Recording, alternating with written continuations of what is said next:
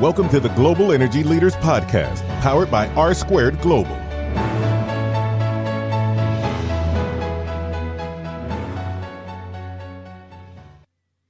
Welcome to the Global Energy Leaders Podcast. As always, I'm your host, Ryan Ray. Episode 63. My friend James Hahn comes on the show to talk about marketing, how to do it for energy, oil and gas, whatever you're at in the business. James is an expert. Be sure to check out his website. We will link to that in the show notes. Without further ado, here is James Hahn. Well, James, we've had on Mark LaCour a few times, but a lot of people may not know this. You're kind of the inspiration to kind of get Mark LaCour, as we call him, the Godfather of oil and gas podcasting. You're actually maybe the Godfather's Godfather? How would you? I've heard you say that before, and it's funny because I'm actually the Godfather. I know, but it's one of those things. It's like sometimes it's for public perception, you just gotta kind of say it because Mark is probably the bigger face. But yeah, actually, you're kind of the inspiration or the driving force that. Well, got so Mark you know the story though. Right. I don't know because he didn't tell me until a year into it. But when I went to him with the idea, he actually thought it was a stupid idea. And he only did it. Yeah. He only started oil and gas this week with me as a favor, just whatever. I'll help a friend. And here we are, 2 more years later, and it's a major revenue stream. And he's completely repositioned his whole business. So you're welcome, Mark.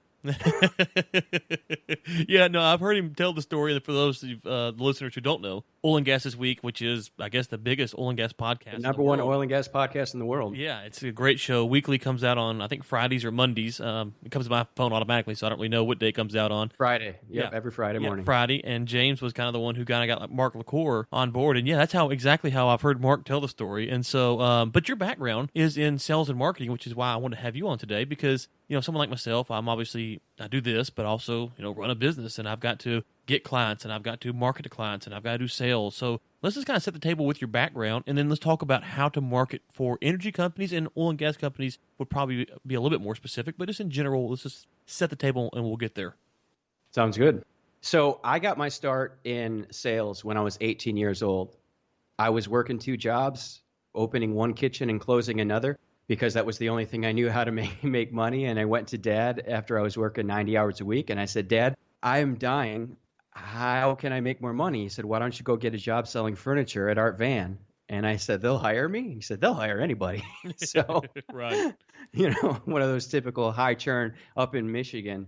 And that's where I started. And I've been in sales now for 18 years. So yeah, I've got a background in sales. And then also I dropped out of journalism school. I'm technically a junior at Michigan State University, but once I realized that I was already making more money in sales than I would with a journalism degree, I just went and worked at Quicken Loans. Right.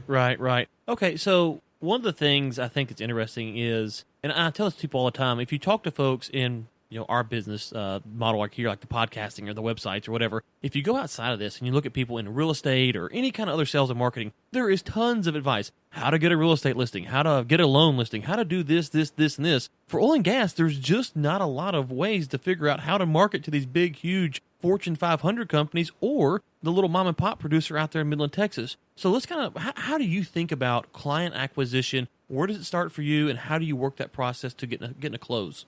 Well, it works well for me because we are the only digital marketing consultancy in the whole entirety of oil and gas. And so for me, I saw an opportunity back when I was at Drilling Info. That was my first job in oil and gas when I moved to Texas, moved to Austin, got a job at Drilling Info, worked in sales for them for a year. And then I worked in technical writing for them for a year. And then they got wind of the fact that I was pretty into marketing. And so I effectively became the head of their digital marketing team. Within 18 months, I was crushing it for them. We were producing 150 leads with individual blog posts. And really my story in how I went out on my own is that I just started helping people for free because I just wanted to help as many people as I could. And next thing you know, people started offering me, consulting jobs. And so I went out on my own January 1st, 2014. So for me, it's sort of a all of the above approach.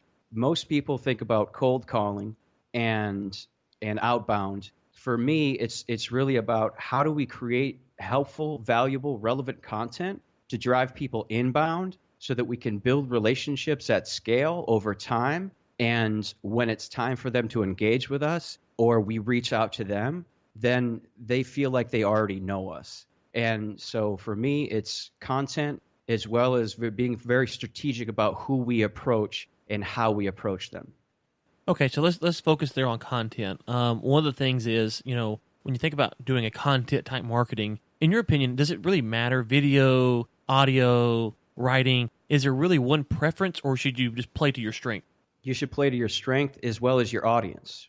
Whatever your strength is, if you're a writer, write. If you are really good behind a microphone, start a podcast. It really just depends on what is the best fit for you and your personality, but also looking at how your own audience is consuming that content and figuring out what is driving the most revenue for you. So for instance, I did the first, I think, 93 episodes of Oil and Gas this week, and I stepped away from the show at the beginning of 2017. And I did that because after I looked back at 2016, I saw that, while the podcast drove a lot of impressions for me, it was giving me a really great name. It's a great success story. I mean, I think the show has over 350,000 downloads and listeners in over 175 countries at this point. So it's a really great story, but it wasn't driving a lot of my business for my consulting side of things, which is my bread and butter. However, every time I wrote a piece of content in 2016, I got a new client. And so it didn't take long for me to just put two and two together and say, okay, audio content is driving a lot of traffic to my site, but it's not creating a lot of conversions for me in terms of leads that want to work with my business. So I'm going to pivot. The show still goes on. Jake Corley did a great job taking my spot on the show, and I'm still partners with Mark on Oil and Gas Global Network. However, I've been able to refocus my time on the type of content that drives the most business for me. Okay, and so that's where I think a lot of maybe our listeners kind of struggle. At least I know that we do. So my main business is engineering, surveying, right-of-way acquisition. And so you sit back and you go, okay, we could put out articles about that, but that's probably not really interesting to our clients because our clients aren't necessarily interested in, proper way to locate a property corner or something like that. It's very technical. So when you think about content marketing and you go, okay, well, my clients are, a Shell or an Exxon or an Enterprise Products or Kinder Morgan or whoever they are, you're an oil and gas company here. How would you go about trying to figure out what kind of content appeals to those type of people? Well, it all goes back to your core value, your core value proposition. I mean, what is your core business? And the easiest way that I can answer that question is look at the questions that your current prospects and your customers ask you every day. That's something I got from Mark Schaefer, who's a really phenomenal marketer. People should look into him, thesaleslion.com. And it's an exercise that he calls They Ask You Answer, where you just list out all of the questions that anybody's asking you about your business. And at that point, you've got a great starting point for all of the content that you're going to produce. Okay, so I'm kind of working this out in my head here. What you're saying is get the sales and the marketing guys in and maybe even the project managers and say, okay, hey, what are our clients asking us? What problems are they asking us to solve? And then figure out from there, okay, they're asking these 5, 6, 7 questions. And then from there we say, okay, we want to go blogs, videos, or written content, and then build it out on the website. Is that kind of what you're saying? So, yeah, and I'm really glad you brought that up. The salespeople absolutely need to be involved. Because the salespeople are on the front line. They're the people, they're the guys and gals that are out there that are hearing from your customers every single day, and they are able to understand what are the main key challenges that your prospects and your clients are working on. And so that's how you're able to target your client. Now that's more of an audience-based approach. Now, the way that you asked me up front was, okay, Kinder Morgan, these guys. And that's another question as well, because you have your audience-based approach, but then you have something we call a persona-based approach. And bear with me because I'm a marketer. I'm going to use some marketing terms, but a term that is very popular out there is buyer persona. So who is our buyer persona? Who are we writing for? And you might be in a position where what your audience is asking you doesn't match up with who you're trying to target. And so you might actually end up producing content that's more for your targeted people that also serves your audience. And that sounds really convoluted. So let me just explain it a little bit. Everybody kind of has two different audiences, no matter what type of business, whether it's oil and gas or mortgages or who knows what. everybody has different types of businesses. And the question that you have to ask yourself is, what audience can I serve that will bring along everyone else?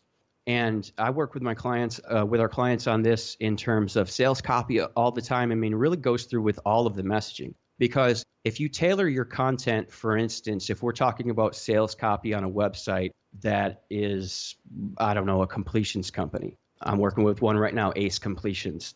Don't go to acecompletions.com until this is published, because then I think the new website will be live. But regardless, let's say you're a completions company. Your end user might be the guy in the field that's rigging up hoses and doing the completion work. But your core audience is probably more like the technical salespeople and the executives back in the home office. And so what you have to do is say, okay, which one of these two audiences, if I go to the end user or to the executive, what is going to bring along both? Well, if I go to the end user, it's not going to connect with the executive or the technical salespeople at all. But if I target the technical salespeople or the executives, then it will just by inherently be able to bring along the end user in the way that it communicates. Does that make any sense? Yeah, no, I do. I see what you're saying. Let me just play a little devil's advocate here. Could you just make content, two types of content, one for each audience? Absolutely. And that's what you want to do. The thing that we stress with all of our clients and in anybody that I talk to and work with is test everything. You know, you and I, before we started this interview, you're talking about how you're going to 3 episodes a week now through the summer to see how it works. Now, that might work. It might not work in terms of bringing more downloads and expanding your reach. Or it could be a situation at the end of the summer where you say, you know what, this isn't worth the time and money in terms of time, the time that you're taking to produce the content, right? And so test everything and just look at your numbers and look at your analytics. But one thing I will add, just a really strong caveat on that, is don't make any decisions based off of one thing that you've done. Because I've talked to a lot of business owners that are, Larry, he set up a Facebook page for us last year. It didn't do anything.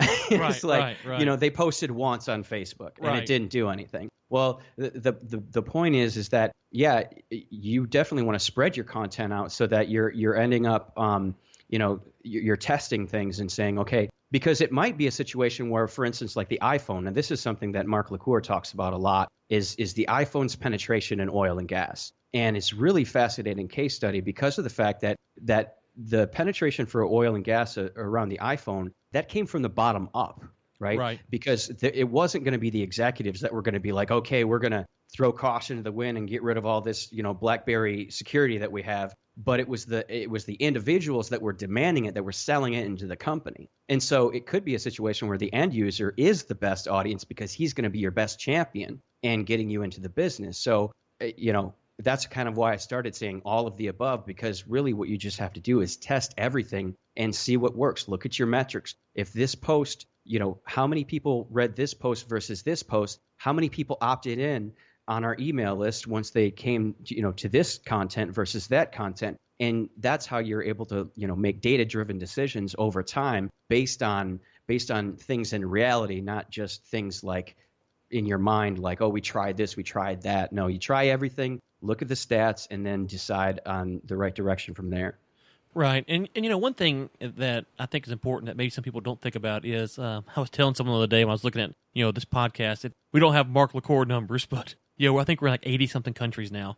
I said it's awesome. It's very flattering almost to think that 80-something countries around the world I could step off a plane and I could walk down a street and someone could go, "Hey, I've heard your voice somewhere." That's a weird feeling. Now, but here's what's even more interesting. You're talking about building content. If people follow your content, they usually begin to develop a relationship with you through that content, right? They say, okay, I've read James Hahn's newsletter or I've heard Ryan Ray, and all of a sudden they make a determination. Either this is someone I'd like to talk to or hang out with or do business with, or I wouldn't. And so content, there's a sense in which you're building that relationship through the content so that when you do go make that first meeting, it's not a cold meeting anymore. It's a warm meeting because they think, okay, I've heard James Hahn speak here. I saw his website. I saw his content. I like that guy. Let's bring him in for an interview. Or you call and say, hey, I want to come for a meeting. You've really broken down a lot of walls and can, I think, really push the ball down the field in the sales process. Oh, absolutely. And that's not to keep mentioning Mark here, but that's one of the quotes I have in my email at the bottom is from Mark, is that I was able to get his leads as much as 90% closed by the time they reach out to him. And this is something that we really stress, especially in oil and gas. And it's what we call scaled relationship building. I sort of mentioned it earlier, but just to break down what I mean by that is, we work in oil and gas. Obviously, digital is slow going. We're still in the very early adoption phase of digital across the oil field. And so a lot of guys, when you talk to them about digital, they think, oh yeah, websites and Facebook and, pictures of food, and I don't need that, right? And what we're able to do, especially with some of the older guys that are able to wrap their minds around this, is by explaining it this way, is that when you go to a networking event for the first time, you understand that you're not going to make a sale when you walk in the door.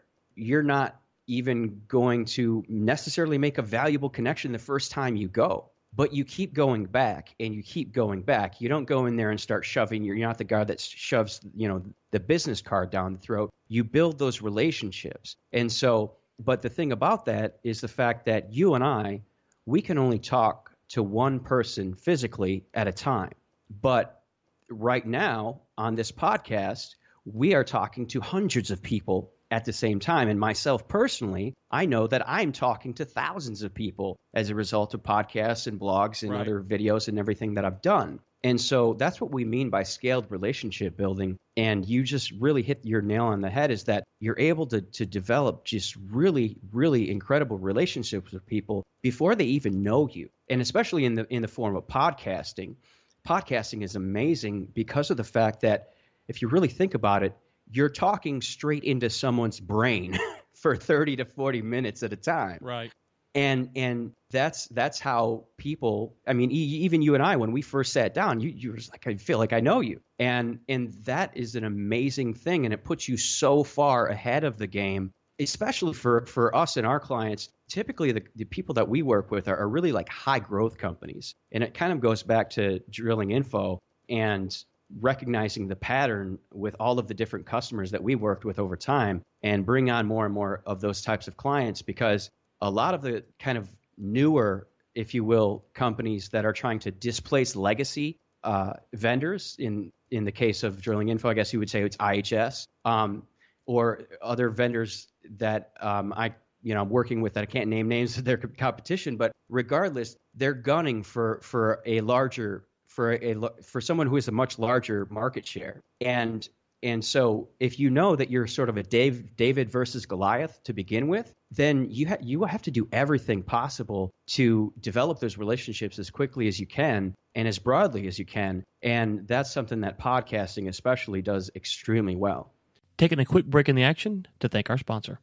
For over 20 years, R Squared Global has served the energy and infrastructure industries. With offices in Texas, Alabama, and Louisiana, R Squared Global offers engineering, survey, right-of-way, and GIS solutions. For more information, please visit www.goR2.com.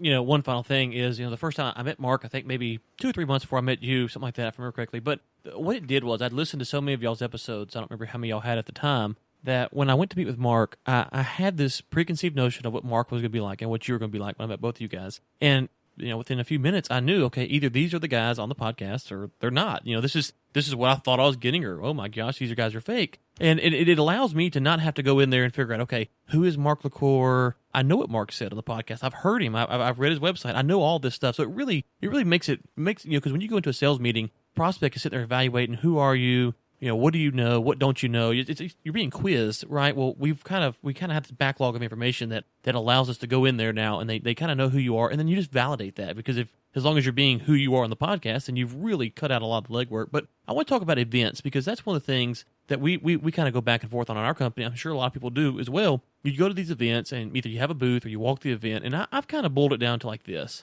So I went to NAPE earlier this year, and I found NAPE to be completely fascinating because it was my first time to go. And here's what I took away from it. If for no other reason, I could go to NAPE and I could find out information by walking the event that it would take me hours to Google because it's just not readily available, or maybe it's not even on Google. So I was a member of the press, so I didn't have to pay. But if I were to pay it would have been worth it just to go and see, okay, this booth right here is selling acreage in this area, and I see 7 other booths that are in the same geographic region, and there are people flocking to these booths. And these booths over here, there is no one coming by, and they're on the same geographic region. There's some correlation here that people are interested in this and they're not interested in that, and you just can't get that value on the internet. And so I've kind of boiled conferences down that, yeah, you can maybe go and meet people and close a deal there, but really, sometimes it's more about the information for me that I can get there that maybe a competitor who doesn't want to go can't get. So what are your thoughts on conferences and stuff like that? How do you evaluate them, and how should businesses look at them as far as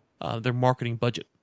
So as far as their marketing budget, it really depends on where they are in their growth cycle. Because what we're talking about is the difference between niche marketing and mass marketing. Because having a booth at a conference is very much a mass marketing play. And what do I mean by that? Well, when we talk about mass marketing, typically we're talking about commercials, we're talking about magazine spreads and things like this. And so it just depends on where you are in your growth cycle. Now, for instance, NAPE, I love NAPE.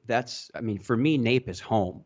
And I'm a major supporter of NAPE and always will, because I would not be where I am without NAPE. And that said, there are certain companies that if they weren't at NAPE, people would take notice and it would be a big deal, right? Right. So if Drilling Info wasn't there, if ConocoPhillips or Landmark, you go on down the list. So there are certain companies that have grown to a certain size where they have to have a presence in these areas. And that's not only true in oil and gas. It's true in plenty of other, when you talk about Salesforce, for instance, there's plenty of companies that because they're tech companies, they have to have a presence at the Salesforce conference in San Francisco every year because they've grown to that stature. And really the question is, where are you in your growth cycle? Now, if you're a startup and you just got going, I would not recommend that you allocate budget toward having a booth at the location. I definitely think it would be a wise investment to do something like, for instance, David Reed over at National Oil of Arco, the chief marketing officer over there, they do an off-site event,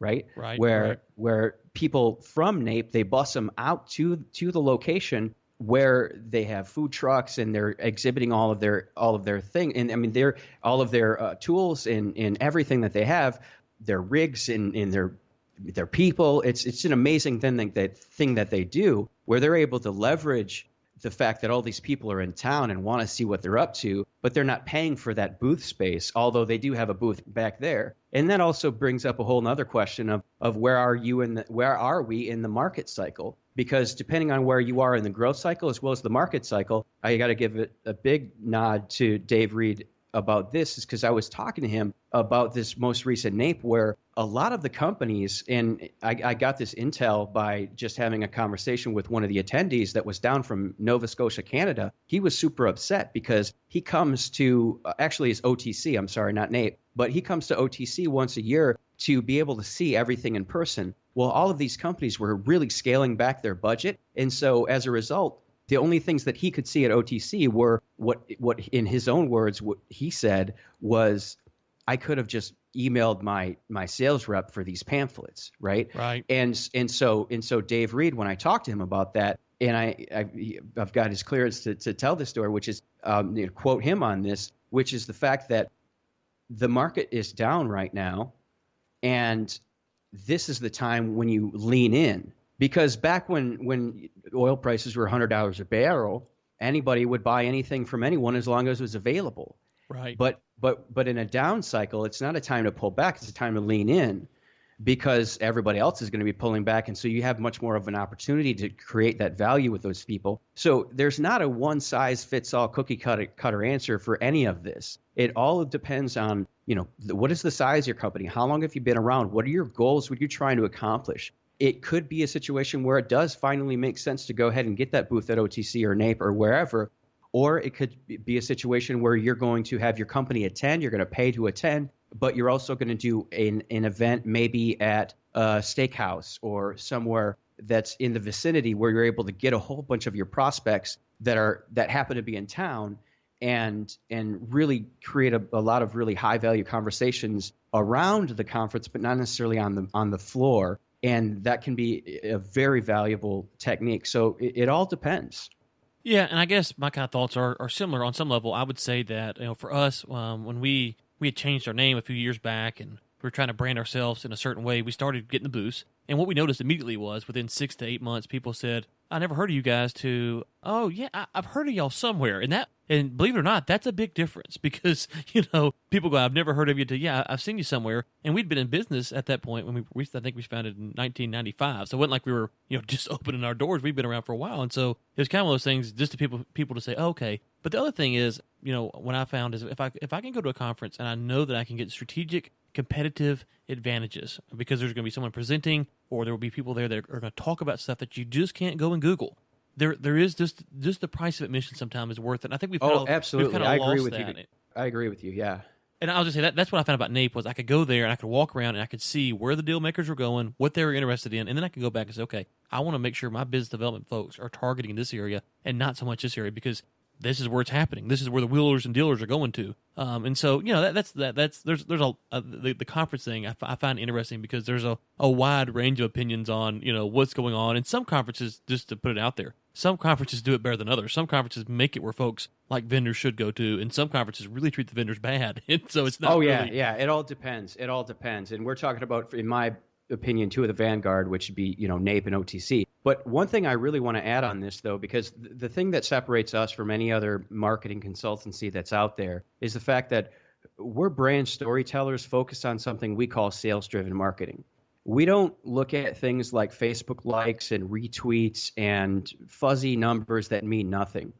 The things that we care about, actually, there's 3 things we care about: traffic, leads, and sales. How much traffic do we drive to your website?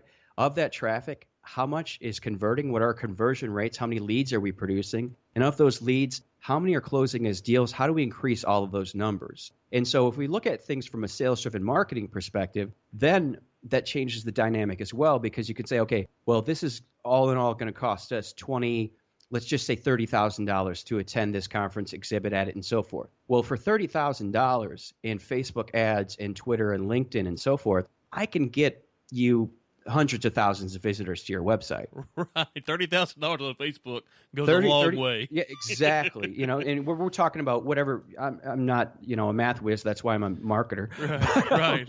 In a sales guy. But if we talk about an average, so let's just say 30 cents a click, which is pretty generous, honestly. Right. We could get it much lower, but let's say 30 cents a click at $30,000. Yeah, we can do some serious damage with that sort of a budget if we're spending it properly. And then you get into other inbound activities like webinars, for instance. Webinars are some of the highest converting. Oh, absolutely. In terms of leads, in terms of creating warm leads and so forth, and allocating some budget towards creating content and sharing content, but also filling those webinars up with people that are interested in what you're having to say, so their sales team can follow up afterwards. There's a lot to be done around that. I mean, that's one of the key strategies we work with people on and building out their whole sort of inbound marketing engine, if you will. No, absolutely. And I think oil and gas. I've been. God, I feel kind of old now, but almost a third of my life I've been working in the energy business now. And so it's kind of one of those things that when you say, you're like, oh, man, I'm still young, but a third of your life. But I've seen the change from, I remember you talk about the BlackBerry. It's funny. I remember when I had it, we all called it a crackberry, because it was the most addictive thing you'd ever seen. And everyone had one. It was just awesome. And, that was back when certain technologies were coming online and some of the vendors would get them. And you'd go to oil and gas companies like, nah, we're not really interested in paying for that right now.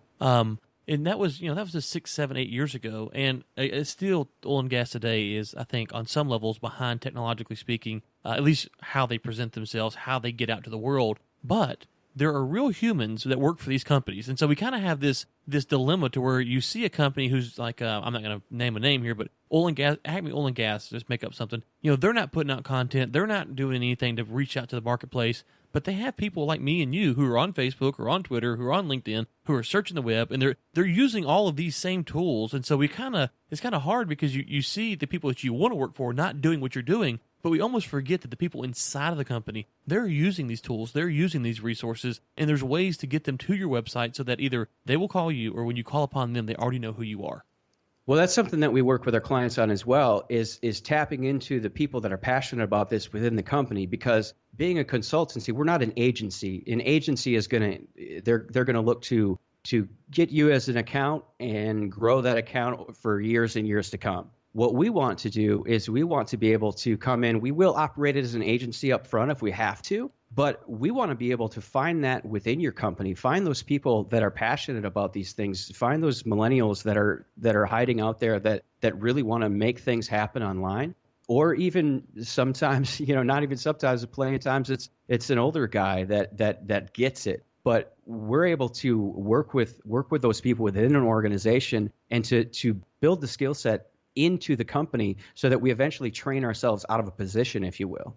And that's a really great point that you bring up, because there are people in every one of these companies. People are using Facebook. Everyone uses, 90%, over 90% of Americans have Facebook. Everyone uses Google. They own 97% of search traffic.